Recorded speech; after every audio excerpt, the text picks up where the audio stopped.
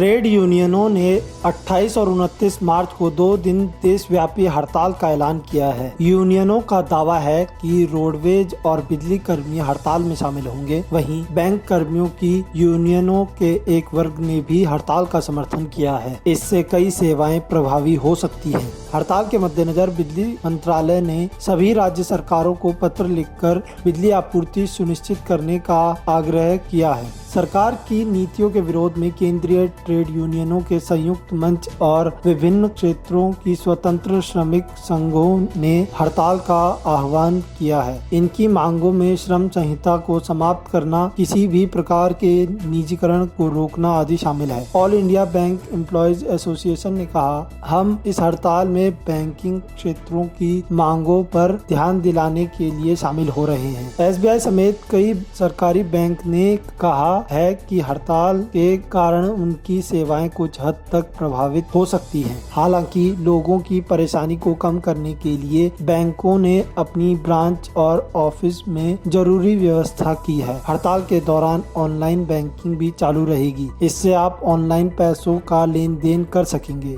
इसके साथ मंत्रालय ने CEA, national load dispatch centre और क्षेत्रीय लोड डिस्पैच सेंटर को नेशनल कन्वेंशन ऑफ वर्कर्स की तरफ से बुलाई गई हड़ताल के दौरान बिजली ग्रिड की विश्वसनीयता और रखरखाव सुनिश्चित करने की हिदायत दी है। नेशनल कन्वेंशन ऑफ वर्कर्स ने 28 मार्च की सुबह 6 बजे से 30 मार्च की सुबह 6 बजे तक की हड़ताल का ऐलान किया है। कर्मचारियों की इस हड़ताल को देखते हुए बिजली मंत्रालय ने कहा है कि इन 2 दिनों के दौरान पहले से तय शटडाउन गतिविधियों को किसी और दिन के लिए पुनर्निर्धारित किया जा सकता है। इसके साथ किसी भी आपात स्थिति से निपटने के लिए सभी महत्वपूर्ण बिजली स्टेशनों पर अतिरिक्त व्यक्तियों को तैनात किया जाए। बिजली मंत्रालय की तरफ से जारी एडवाइजरी में कहा गया है कि सभी बिजली उपयोगिताएं बिजली ग्रिड के 24 घंटे सामान्य कामकाज और सभी संयंत्रों, ट्रांसमिशन लाइनों और सब स्टेशनों की उपलब्धता